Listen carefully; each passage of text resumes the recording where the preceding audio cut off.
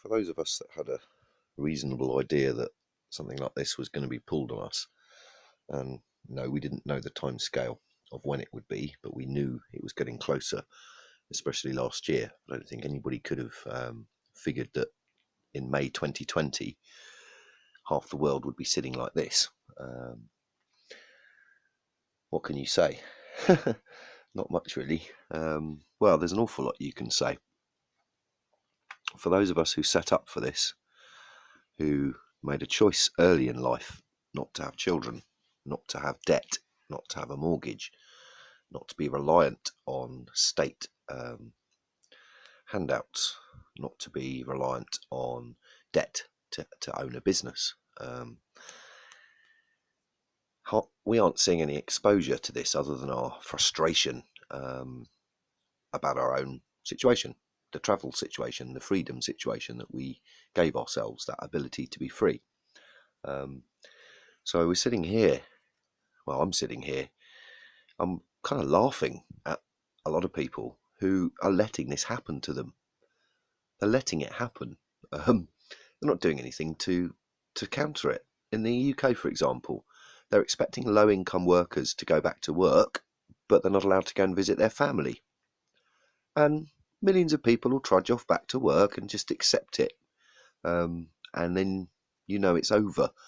I know sitting here that the majority are going to roll over for whatever they're told to do, leaving the minority, whatever minority that might be, to have to follow that majority. Has been the case since the so-called democracy, which is fake, as you know, was launched upon us. And it was launched upon us because there's no such thing as a democracy.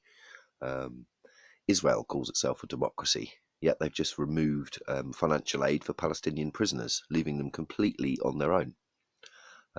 America, Britain, France, Canada, Australia, they're not democracies anymore. And in essence, they never were. They're one-party state nations governed by finance, and that's it. There is no, well, it doesn't get much clearer than that. That's the black and white end of it. So there's a lot of mixed feelings going on because I'm watching people let this happen. And I say let this happen because there are many people that have a mortgage, a small business, and children, and elderly family.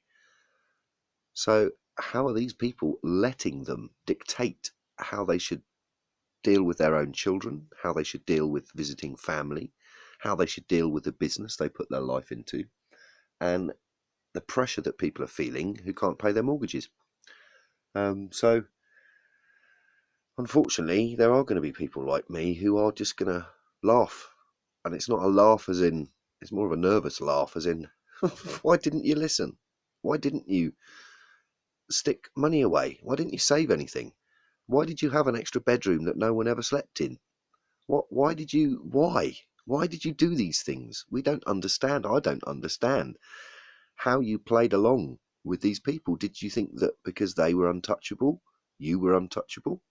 I don't feel untouchable, and a lot of the people, preppers and survivalists, or whatever you want to call us, who I've spoken to in the past decade, we don't feel untouchable. Otherwise, we wouldn't have done this. Quite the opposite. We probably felt more fragile than you, but actually acted upon it. But that's the thing, isn't it? I don't think people have seen enough of their own world. The bubble that they live in has become so small that they never thought it could be penetrated, and they never cared to look inside anybody else's bubble to see, what that bubble entailed. Well, everybody who succumbed to this new world order consumerist lifestyle is now living firmly in someone else's bubble that they've got no control over, and their own bubble just got popped. It's horrific, but at the same time, for those people in the West who always consider themselves wealthy and untouchable and, oh, it can never happen to us or never happen here, well, welcome to the world, all of you, all of us, me included. Welcome to the new world. Cheers.